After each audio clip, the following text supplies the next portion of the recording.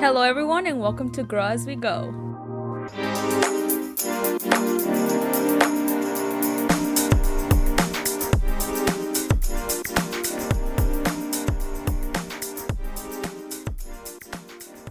My name's Diana.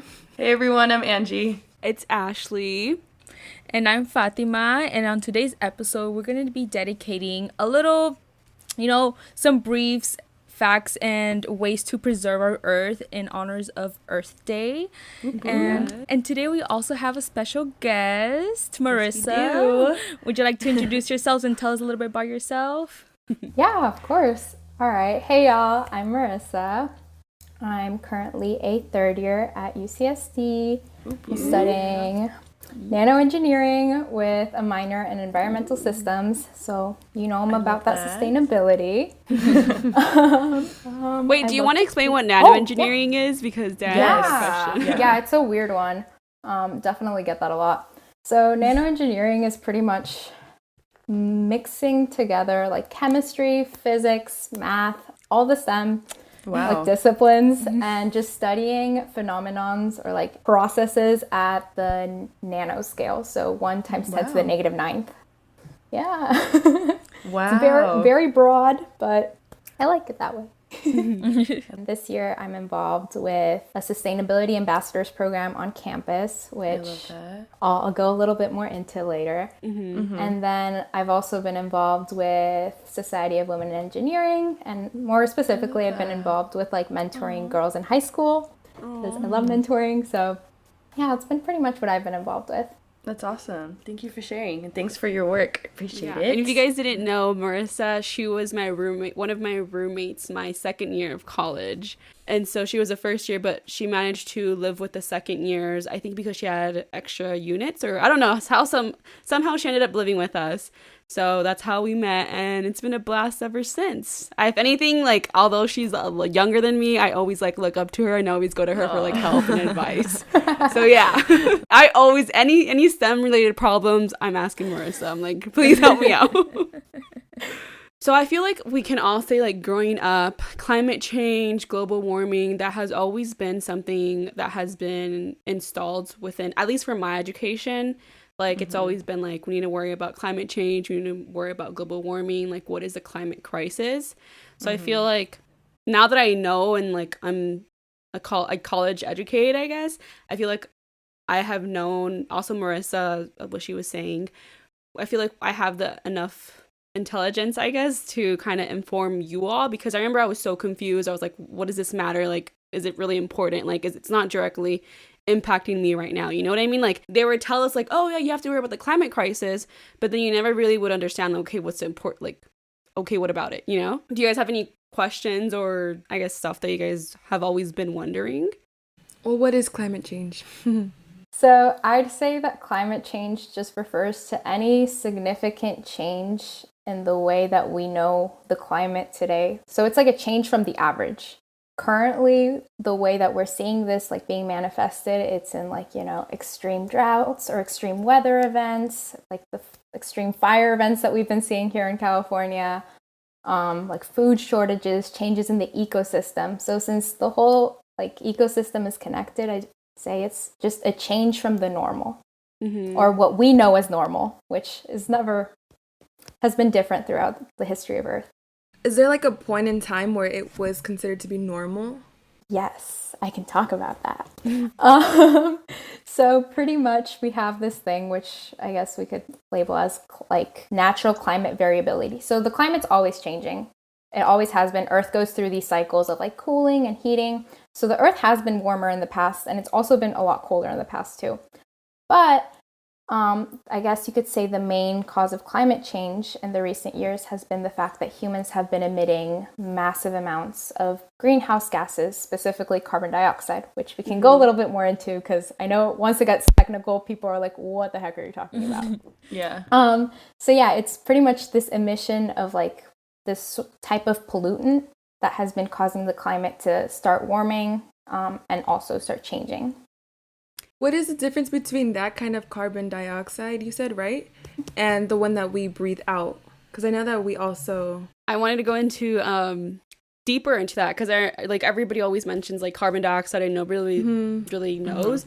So carbon dioxide is literally, we breathe it out, you can be seen. It's also a greenhouse gas, and it's also produced anthropogenically, which means human produced. So that's why there's a big worry about it, because it's not like it's being produced elsewhere. It's like we're producing carbon dioxide ourselves. So you have all of these greenhouse gases, which is like methane, ozone. These are all, don't be scared about the names. These are just like elements that you can find, or molecules that you can find in the air. But those are probably the same. Methane is comes from cow's poop, if you guys are familiar with that. Ozone is O3, which is found within our atmosphere. Why these greenhouse gases are important is because a better question would be like, how is greenhouse connected to climate change? So in our atmosphere, we have a bunch of different types of elements up there. And there is a specific type which absorbs heat. So just to summarize, pretty much what happens is sunlight comes down, which is very high energy. Some of that light is then going to be absorbed by the earth. Now the earth re-emits that, but as heat. So now it's going to be lower energy. Then these special gases called greenhouse gases they trap heat. That's like their sole purpose. So they allow sunlight to come in, but they trap heat. So the issue is, as humans start emitting more and more greenhouse gases by, burning fossil fuels, we're adding more to the atmosphere. So the heat's not coming out. Exactly. Okay. So that's why it's like raising the temperature. Gotcha. And so things like you said, burning fossil fuel, we talked about methane, like cow's poop, an excessive amount. What are other things that like are in our everyday lives that emit a lot of greenhouse gases? Well, another greenhouse gas is water vapor. So the ocean, and the sea, when there's like water vapor, that's another greenhouse gas. Another one is chlorofluorocarbons. That was founded back when refrigerators were first being invented. Real life refrigerators, like the refrigerators you have in your kitchen, those are products of chlorofluorocarbons because of the way that they were created and made. And another source of chlorofluorocarbons are like aerosols. So when you have your hairspray, or when you have these cans that, those cans, like those spray paint cans, those type of cans are shaped that way, those release chlorofluorocarbons. When you spray it? Yeah. Yeah. Oh. What about plastic? Does that release the same, or is that different type? The thing is, plastic is made out of fossil fuels. So by fossil fuels, we're just referring to pretty much when you get like organic matter. So like the most common example people use are like dinosaurs. When a dinosaur dies and it gets like pushed into like the Earth's crust, you start getting like this oil. And that's what we can use to like burn for like heat, or just for like different processes. So when you're making plastic, you have to burn these fossil fuels, which is emitting these like not dangerous gases. They're like normal, but we're just emitting way too many. Overproduction. Yeah. So the burning of plastic is fossil fuel? No. The making of plastic. Sorta. Okay, it gets tricky. So pretty much it's just like fossil fuels are a way that we can like make energy. But the issue is that when you burn them, like you're creating energy, which is great because we can use that for many different things. But you have like side effects, which are some greenhouse gases, especially carbon dioxide. Because like carbon dioxide is the main one. Because I always see on social media, like when we're talking about climate change, it's like too much burning of fossil fuels, and me automatically I'm thinking like we're burning too much dinosaurs. Like that's my first and I feel that's a misconception that's like going around, is like what exactly is burning fossil fuel. And like fossil fuels are used in our everyday life. For example, a car uses gas, an airplane uses fuel, and you use coal, petroleum to produce gas and fuel and all these other things. So we are consuming fossil fuels in a way. So like when you fly a plane, when you're riding a train, when you're driving, that's why, I don't know if you guys remember back a lot of years ago, they were like carpool to work because there's less cars that are being used. And that's why now we have less usage of hybrid cars. So those are ways that we as humans are interacting with fossil fuels directly. That's why they always say, like, don't fly private jet airlines, fly commercial airlines, because it's more efficient. The whole thing about it is just being efficient with the way that we are using fossil fuels in order to diminish the overproduction. So what difference in are humans doing right now that are like, what are they creating that's like overly doing that? Like, what types of products? Is it the same products and just a lot of people are just buying them more? Or what is... Okay, so this kind of all can be tracked back to the Industrial Revolution. So during that time, we started building machines that required, bigger sources of energy, fossil fuels, petroleum, coal, just things that are emitting more, especially carbon dioxide, up into the atmosphere. So as the population starts growing, because you start getting industrialization, you can have more kids, just the population starts growing. There's a bigger demand for food, transportation, water. There's a bigger demand for everything. So in order to make that more efficient, people start creating these machines that need a lot of energy, which is where fossil fuels come in. Another thing that I want to point out is that you guys might be questioning, like, why is carbon dioxide so important? Like, there's other greenhouse gases as well. And the reason why carbon dioxide is so important is first because there's not really a way for us to get rid of carbon dioxide. Like, there's not a way. Usually there's, for ozone, you can oxidize that reaction, you can create O2, and that's the way that reaction, how you diminish ozone. But there's not really a way to get rid of carbon dioxide completely. If anything, it takes thousands and hundreds of years to get rid of carbon dioxide. So naturally. So what Marissa had pointed out, the Industrial Revolution, that happened in the 1800s, right? And so we're still facing the effects of that today. Think about that. That was in the 1800s. We're in 2021, and we're still experiencing the effects of the overproduction and the use of fossil fuels in the 1800s. And that's more important because carbon dioxide, like, as I said, like, you can't really get rid of it. And the only way that it can is when it's sequestered into the ocean and it's converted into calcium carbonate. Or that's a method that I know of. That's one method, yeah. And so, there's multiple, like photosynthesis. Photosynthesis, yeah. But the biggest one, because our oceans are so huge, carbon dioxide goes into the ocean, and there's this reaction that converts carbon dioxide to this other element called calcium carbonate. And that's why a lot of our rocks are built of calcium carbonate or silicate, because it's all reactions everywhere. But the bad thing is with that, if you have a lot of carbon dioxide going into our oceans, that's going to lead to coral reefs, the bleaching of coral reefs. With the coral reefs? Because you're so as I said, carbon dioxide traps heat. You're warming the ocean as well. And so the coral reefs, they're not used to this environment. They're not used to living in such a warm temperature in the ocean. So then our coral reefs are dying, and coral reefs are our main are one of our biggest source of oxygen, which is explain. Like, our oxygen, like, in terms of photosynthesis. So you have photosynthesis, kind of like plants. Yeah, kind of exactly like plants. Coral reefs, but our coral are the biggest. Like, that's huge for us. Coral is the biggest supply of oxygen. The main issue is, what you can say is, think of the planet as like a closed system. So everything's kind of in balance. So as you breathe out carbon dioxide, you're going to have plants that are going to take that same carbon dioxide and convert it into oxygen, which we use. So similar processes happen all the time, kind of like Ashley mentioned with the ocean. The ocean naturally absorbs carbon dioxide, and the plants inside the ocean, like plankton, algae, coral reefs, they're going to re-emit that oxygen. The issue is, if us as humans, we're putting into the atmosphere a lot more carbon dioxide, that's just an example, then the plants aren't going to be able to keep up with that amount of carbon dioxide.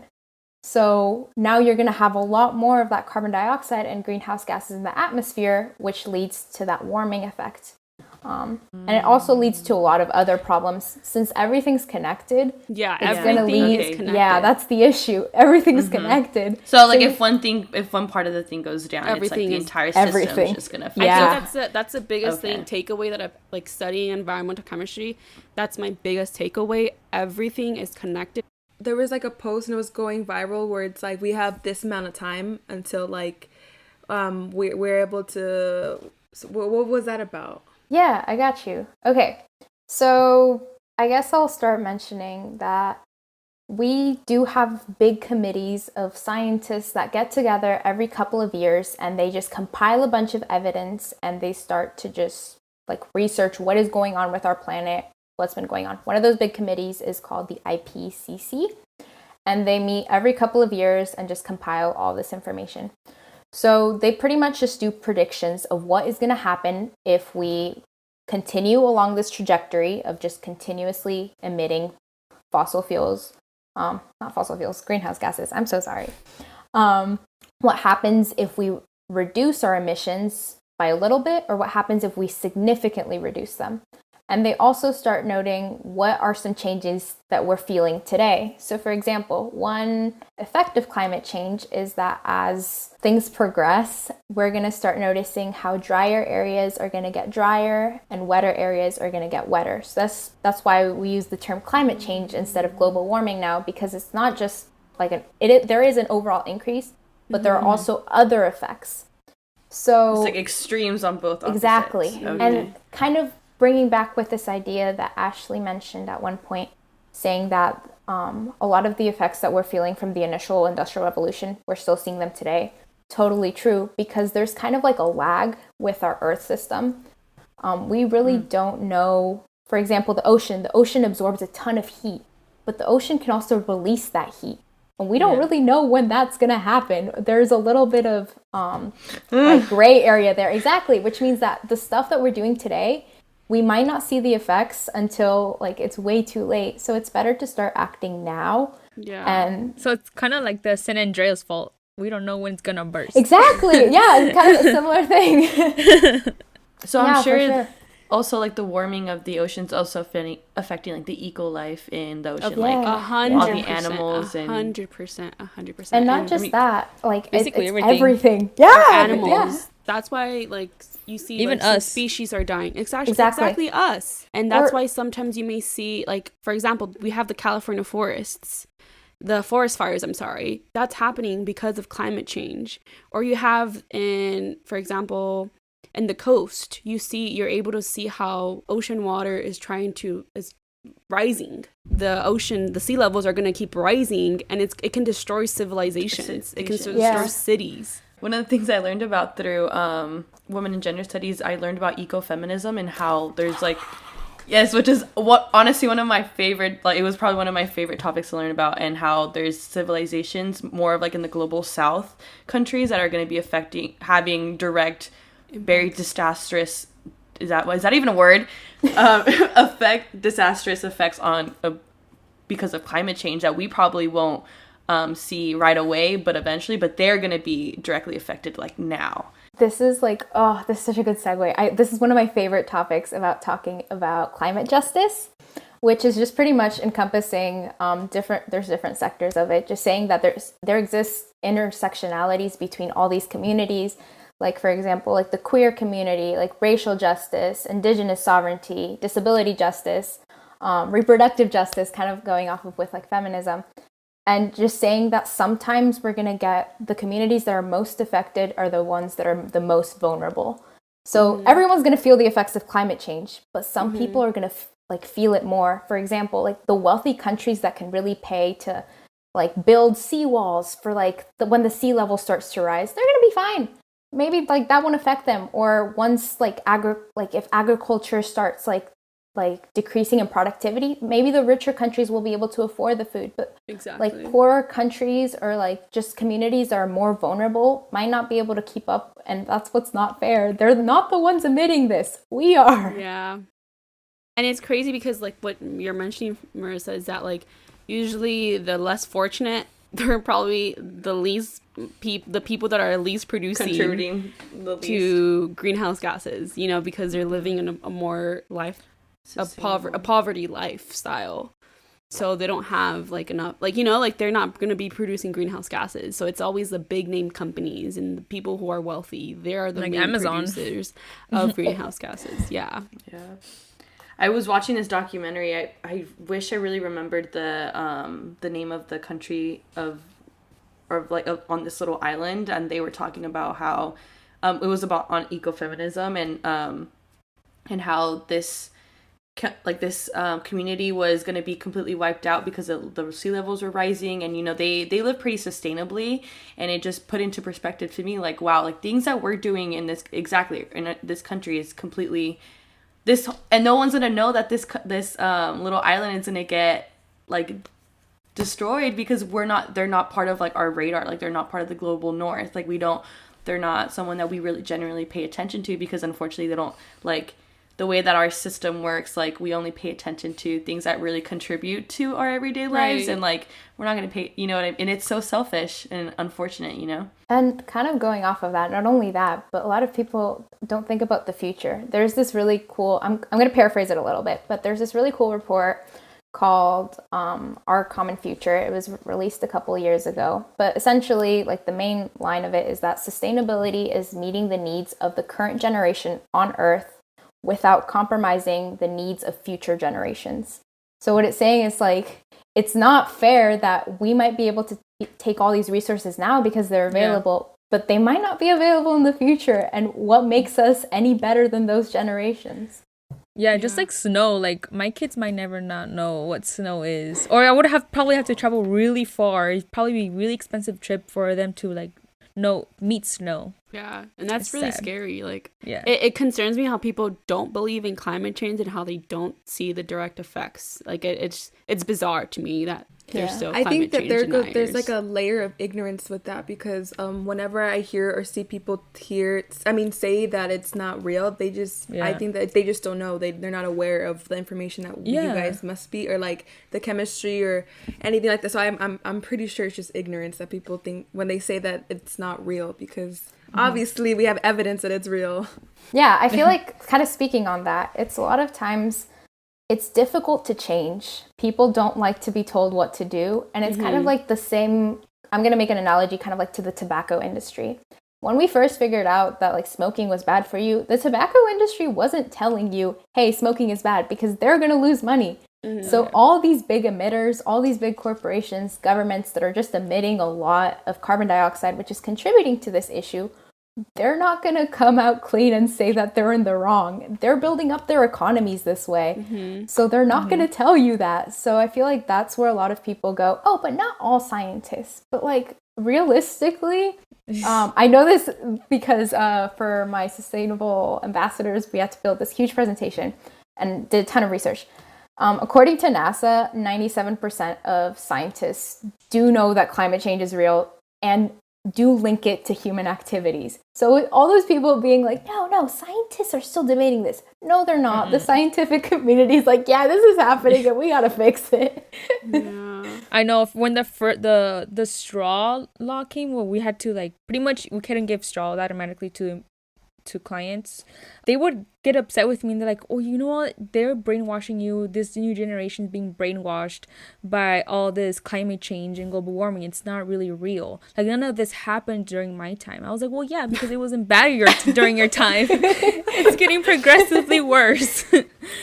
Jeez. And going into the straw thing, and like I feel like there has been little efforts, that have been implemented, like the straw thing and like bringing your own bag and other things like that. Like, why, even though a lot of questions that I get, a lot of times that I get asked is like, why am I gonna like, or that I see is, why am I gonna like not use a straw? Like, what is my effort of not doing a straw or a thing? Like, what is that gonna do? And is that enough? And like, oh, that's one of my favorite topics. I love talking about like personal actions versus more of a collective effort.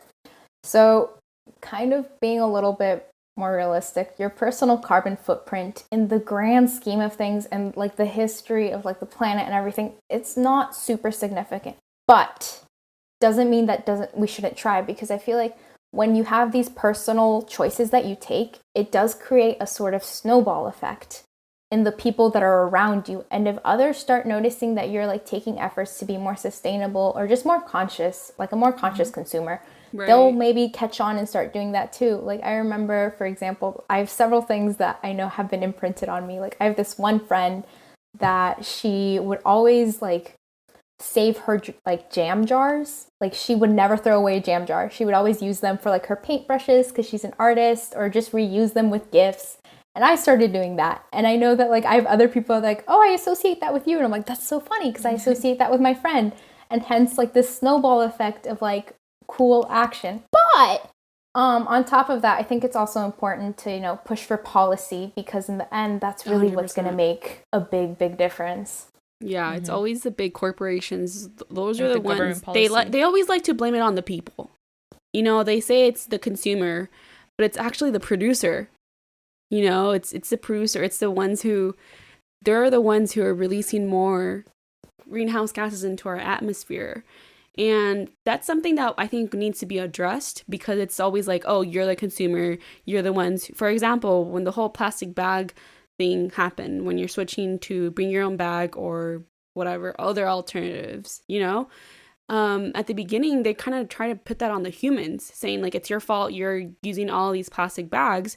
But no, like it's the people, like what Marissa had mentioned, that it's these companies that are keep producing these plastic bags and, you know, they just want to keep sustain their own economy. And one thing that, like, you know, you may feel like, oh, like me not doing so-and-so is not going to be that much helpful. But if you think about it, if they're saying that there's been like, for example, the plastic bags, if they're noticing that not a lot of people are buying plastic or using plastic bags, then they're going to halt all of their production of plastic bags, you know? So there's little ways like that. Like you may feel like you're not being significant, but I think it's also it just for me consciously, it makes me feel better knowing that I'm trying and doing something to help my planet. And another thing is that you can directly affect these big corporations by, I guess, what's that when you're not using their product? Using their product. Yeah. I think it's also a lot of people have this misconception that they have to be 100% perfect when it comes to sustainability. Totally incorrect. Like you can be imperfectly sustainable. That's more than fine. It's actually even better. It's like it's gonna really make much more of a difference if we have like 1,000 people being imperfectly sustainable than one person who's like, you know, zero waste, like no plastic, completely vegan. Because like you have to be realistic too. Yeah, exactly. Like I understand that there's certain things that like you can't control. Like for example, with income gaps, like it's obviously, for example, with lower income communities, you cannot tell me that it is more affordable to buy fresh produce than it is to go to like a fast food chain and like provide food for your family for $5. Yeah. Like that, you can't like go off on those people and tell them that like they're killing the planet. Like, no, you have to notice that there are also disparities within communities that affect and go hand in hand with sustainability. So I think it's all about like trying your best and hoping that that will rub off on other people, which will, you know, create the snowball effect. I loved how you said that, and I also think that the communication between people who want to like better the environment by like inspiring others to do the same. I think the communication with that and not like telling someone they're bad for not doing this and that, because that just divides the people and that just like increases the ignorance of that person because they're like, why you're making me feel like I'm shit if I'm not doing that. But I think if the communication was more open and more like optimistic in a way where it's not like so like frowned upon, you know, if you're not doing right, because I don't think humans like to once they hear you, like how you said in the beginning, once they think that you're telling them what to do, they just like, nope, what? But yeah, I think the communication between humans with this type of subject is very important to emphasize as well. Yeah. And you talked about also, I really love that you mentioned like being imperfectly sustainable. Like what are some ways like you could do that? I know that a way could be like, you know, not using straws and like reusable bags and probably being vegan every once in a while, or reducing like your meat consumption. Like what are other ways that you think we could do day to day that we could start implementing now for like viewers who are interested in getting started? Yeah, kind of going off of, because I'm a huge nerd for like food and that whole thing. So definitely like doing like a smaller meat intake, like a Mediterranean diet is what they're calling it nowadays. The carbon like footprint of that is very comparable to like vegan and vegetarian diets. So if you cut a little bit of beef, even if it's like once a day, that's going to make a big impact. Kind or of if you especially want meat, like you can Yeah. use chicken as well. Like there's Yeah, other yeah. alternatives. And beef why is- why cow? Like people, Because of pretty sure methane. people are like, why cow? You know, like Yeah. why not chicken? Like why is Because it remember chicken how the they same? Burp. release Yeah. methane gas? They pass methane. Like when cows fart, it's methane gas.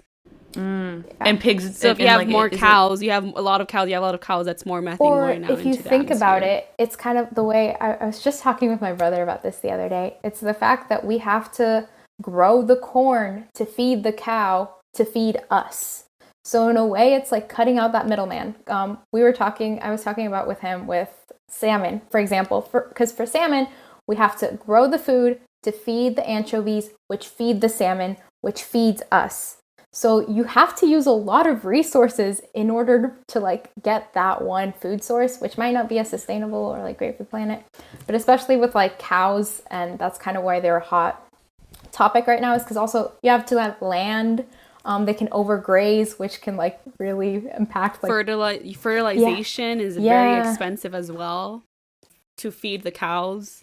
And when you have a lot of fertilization, you can create runoffs, and that can create okay, I guess you can see the bigger picture. So you use a lot of fertilization, right? What's used in fertilization is phosphate. Phosphate is the backbone of our DNA, right? We all have phosphate. Phosphate goes into the oceans as runoffs, like from rivers. Like you're gonna get a lot of phosphate into the oceans.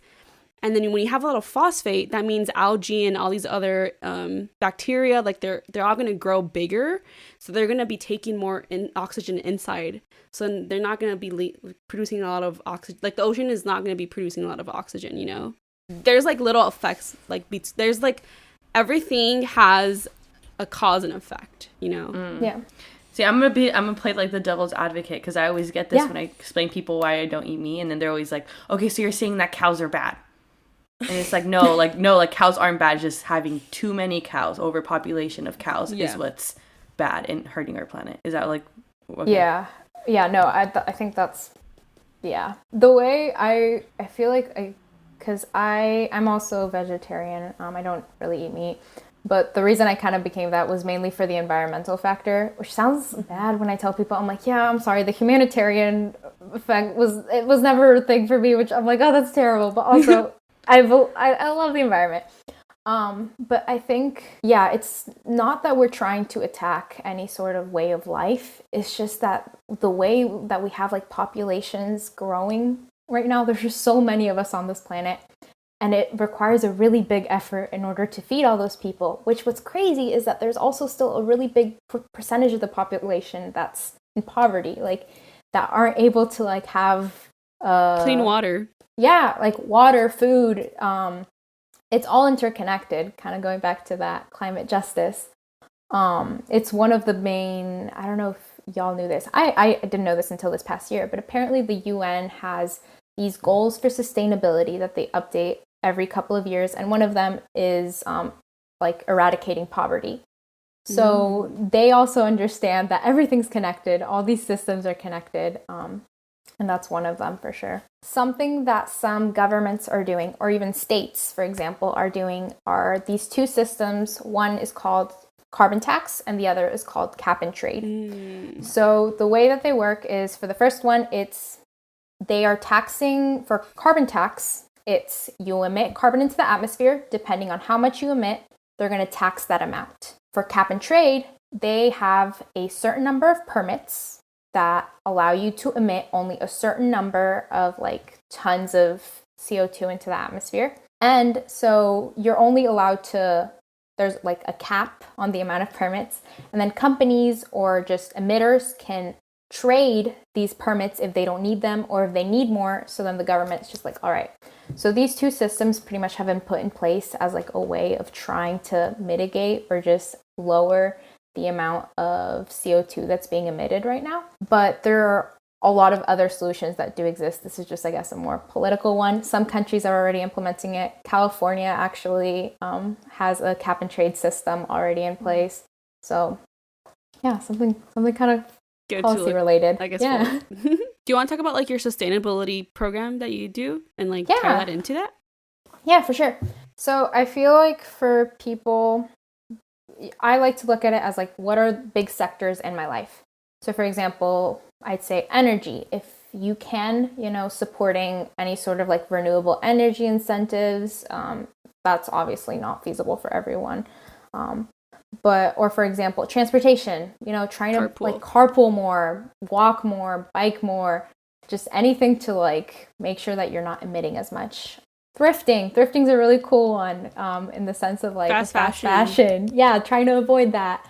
You can get some really cool pieces if you start repurposing more, just rethinking the life of certain items. Yeah, I think that's the biggest one, is that seeing if you're gonna buy, like, let's say you want, like, for example, I went to go get I got a salad at the salad place, but I've been using this plastic. This is like my 10th salad that I've served myself in this plastic bowl. So it's like repurposing the plastics that you're consuming to like make them longer than what they're expected to, because this is a one-use, one-stop plastic. There's different types of plastics that are being produced, and what you're seeing from fast food chains, like, they're expecting you to use that piece of plastic and throw it into the trash, and then you're gonna have too much junk, because there's also not much of a, like, the plastics, as depressing as it sounds, you might think that you're actually recycling, but in reality, it's not really being used to recycle, and it's just being treated as junk. Because what there's is that proper junk? ways. Since like the junk is in that pile, what it happens there? That's my question. Like with the all recycling bins and all these things, they're dumped into that. What happens there? Don't they just like smash into liquid or something, or like burn it? Burn it, which is what happened in China. So China was the biggest. China back in, I think, 2013, or I forgot. I'm not really good on the date. But the way that trash gets around our world is that sometimes China was buying plastic from companies, from other trash companies, and they were using the plastic, they were repurposing it to be molded to other stuff. That's why everything says made in China, because they're repurposing the plastic. But that's bad, because when they're burning plastic, it releases all of these toxic fumes. That's why in China it has a really bad atmosphere. Yeah, so going back to recycling, I think there's been, since we're little, we're taught like this idea of like reuse, recycle, like the 3 R's. But in reality, I think now we're starting to move away from this idea of recycling. Recycling really should be used as a last like resort. Because so the way recycling works and the way it makes profit is that, so you send all your trash to these like sorting facilities. There they sort. For example, metals like aluminum, those are great. Those usually get repurposed. So make sure you like recycle your aluminum cans. Those are really going to actually get recycled. But kind of like what Ashley was saying with plastics, sometimes it's too expensive or the environmental cost is just too high. And there's a lot of regulations that go into place. So those are just kind of compacted and we just kind of bury them, or we'll burn it, or it's kind of like a little tricky. Or with cardboard, that can only be like with paper, that can only be recycled like a certain amount of times before like the paper quality is just terrible, or like the cardboard quality is just terrible. So sometimes it's just not financially feasible to recycle things. So companies stay a little bit more hush-hush about that, and what you think is being recycled isn't. Yeah. So there's no running away from throwing away your plastic, but it's like what Ashley said, it's like how many times can you actually use that one plastic that you buy? Yeah. If you do have to do it, because like we should avoid it, right? Yeah. Because I think a lot of things are in like, I think a lot of things are packaged in plastic, so it's like I can't avoid buying things, and that's why I was going back to what she said, like not like just throwing it away right away and just preserving it as much as you can. Yeah, not only plastic is bad for the environment, it's also bad for you. Because it also releases a lot of chemicals when you like, if you heat something up and with using plastic, it also releases chemicals into your food and you intake that. Yeah, going off of that, there's also these things called microplastics, which I don't know if y'all have heard about this. Being nano engineer, kind of in my realm, so I'll explain that. So pretty much with plastic, there's different types of these microplastics. So super duper teeny tiny plastics. Mm-hmm. What happens is plastic starts to slowly break down, but it takes thousands of years to break down. So it chips away at little itty bitty tiny pieces. And the issue with that is a lot of that will end up in our oceans, which will end up in our fish, which will end up in us, which we are starting to now see like the health concerns with that, or with your clothes, because there are certain fabrics which are made with like plastic threads. like nylon. Nylon's a polymer, a plastic, which means that like some clothes is not, it's plastic. It's just marketed in a different way. So, you know, I think also trying to stay more natural, like natural fibers. What are natural fibers? I'm curious. Cotton.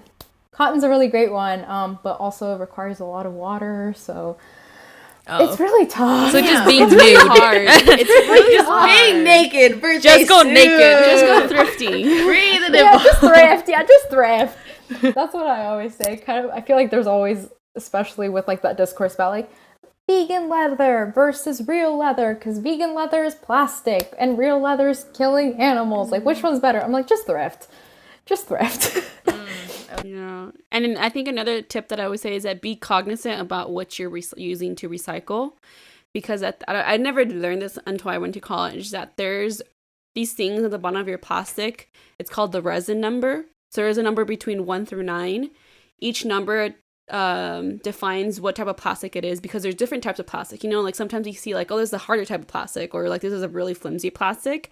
And sometimes our city only recycles a certain type of plastic. So you need to make sure what plastic your city recycles, so that you're putting the proper plastic into the recycling bin. And these numbers range from 1 through 9, so you can find them at the bottom of your bowls, at the bottom of your shampoo bottles, at the bottom of everything, and you can see what type of plastic it's in a circle, it's in a triangle, and there's a number between that. So just be cognizant about what you're putting in the recycling. Like, don't assume that everything just goes into recycle, because it can't. And also you have to be clean, it has to be clean to go into recycling. General rule of thumb is like anything that's flimsy, that's like plastic bag like, do not recycle. That's some stores, however, I know they have like plastic bag recycling programs. Like, for example, I know Target does that. That's completely fine. But in your regular recycling bin, general rule of thumb, just don't throw away anything that's like a flimsy sort of plastic. So like Ziploc Yeah. bags? Put that into trash. Trash. Oh my gosh. Yeah. And that's something that they don't really tell us, you know? So like, No. What the heck? Yeah, We have a lot big of work thing- to do. Exactly. Oh One of the my biggest gosh. things I tell people, like, if you want to get started, just start like learning Researching. documentaries, videos, articles, talk to people. There's a lot of like voices which I think we're like neglecting, and we can learn so much about from like different communities. There's some really cool YouTube series, which, like, for example, I know like the University of California did one called like Climate Lab, which is really, really well done. I really like them. There's one by KCET, which is Tending the Wild, and it talks about like re-indigenizing our food and listening to indigenous voices, which is also really well done, really cool. I love like the True Cost documentary that used to be on Netflix. Before the Flood, which Ashley actually recommended to me by our man Leo DiCaprio. yeah. So there's a lot of content which you can consume, or podcasts. Oh my gosh, I love this one podcast called How to Save a Planet on top of y'all's. I also listen to this podcast. It's so cool being here. I forgot to say that. I'm like so honored to be here because I listen to y'all and now I'm here and I'm like, wow. We're so happy you're here. Thank you. Yeah, so there's for sure a lot of resources out there that like you can't just be oblivious to it, especially because it's going to impact us and it's going to impact our future generations. So it's not something that you should ignore because you don't want to deal with it. I think we have to, the first step is acknowledging it and accepting it, and then you can move forward and just educate yourself and continue to learn, because like even to this day, like people are still studying the effects that we're facing because of climate change, because of these issues, because of the overproduction of carbon dioxide, the overproduction of plastic, like trash. And it's just all really depressing, you know, talking about it. But yeah. No, I literally, think- I'm like, Yeah, I mean, it can be depressing, but it doesn't have to be. Like, I feel like we're coming up, there are so many efforts being made to solve this problem, and it's just a matter of like listening and coming together. There's so many like new innovations that I'm like, oh, I'm so excited for this to be developed in a couple of years. Or like even like climate marches, like the whole movement with like the education movement with Greta Thunberg. I think that's been incredible to see like grow and develop. We just have to keep going. It can get depressing. It can be a little overbearing, but I think as long as we keep in mind that we don't all have to personally take the blame for climate change, because we all didn't personally emit these carbon, like the Right. CO2. We didn't do this like personally. So we shouldn't take it on ourselves to like personally solve this challenge. It's a collective effort. So always demand policy. I think that's the biggest thing that we can do is look for policy that's environmental conscious. Alrighty, everyone. I think this brings us to our Discover Her segment. And I wanted to ask you, ladies, what was the takeaway from this episode? Honestly, I'm leaving this episode like pretty speechless but yet motivated. I just wanted to say thank you to you, Ashley and Marissa, for letting us like bombard y'all with questions. And like I know that, you know, a lot of us are probably on the same boat with where, you know, we have very little knowledge on what's going on, but I really truly appreciate the work that you guys are both putting in, the advocacy that you guys are doing. And I think that I mean the same thing that you guys told us, like the little efforts really do make a big change. Just know that you guys are influencing us to do better, and I really appreciate that, to be better people. And like I hope that this, like, you know, little butterfly makes big little wings. I don't know what's this little saying, that the little butterfly flaps and like makes a tornado on the other side of the world. And that's literally what you guys are doing, and I truly appreciate the work, and I appreciate you both for being here, and I'm just really excited to keep it pushing. Thank you. So awful. I think something that I learned was that it's not doesn't have to be so overwhelming. Like you don't have to feel like you're the one they're the problem. And although maybe in the past you were a part of it, it's easy to just acknowledge and just by hearing this podcast and being aware of it. But I really like how you put it, Marissa, like how it can just be like a snowball effect. So that me learning that has gifted me this less overwhelming challenge, or to like just do the minuscule things that I can and efforts so that other people can get inspired, or like my family, I can like have them do it. And I really like how you put that. You literally said what I wanted to say. But even though I did start diminishing like the meat consumption, I think I could definitely do more and help the environment. And also, like, I think this is something I want to say to everybody, that if you start doing changes in your life to help the environment, and if somebody questions you, try to always inform them rather than just attacking them. Because I feel like some people always try to attack you, like, you're doing this, you're killing the environment. And like, just try to do it more informative and more like nicer loving way. way. Yeah, because it just angers people, and it makes them want them doing more rather than working with you. I think what I learned this episode is that on this Earth Day that we're gonna celebrate, is that we should appreciate our Earth and everything that it's done for us. And you know, little steps do go a long way, so don't feel that what you're doing is not, you know, effective. And you know, you can even start today if you feel motivated. Like be conscious of your consumption of plastics, of how much carbon you're emitting. You know, just be environmentally conscious, and don't feel bad because you have, like exactly what Dana said, like don't feel bad because you may have contributed to certain things, because at the end of the day, it's not our fault, it's capitalism's fault. I love having conversations surrounding climate, and just like seeing your guys' like reactions have just been so rewarding and so nice. And I love having conversations like this. I think they're really, really important to have. I'd say the biggest thing I've learned, kind of like going off of what y'all have been saying, is that it's really never too late to change. Yeah, like I didn't really start getting into like climate advocacy until like I got to college. And to be realistic, it's been like pretty much just like a year or two that I've really been at this gig. But I think it's really, really cool how we can all have like a different journey and a different relationship with like the planet, and it can really start at any point whenever we choose. And it's really up to like each individual to make that decision. All right, thank you so much, Marissa, for joining us today. We're so grateful for having you. You have such a cute personality.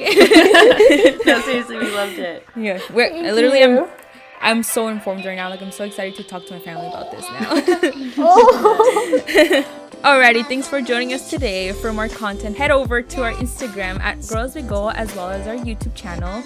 We hope y'all enjoy your dose of growth for today, and remember to always strive for growth. Bye, everyone. Have a good day.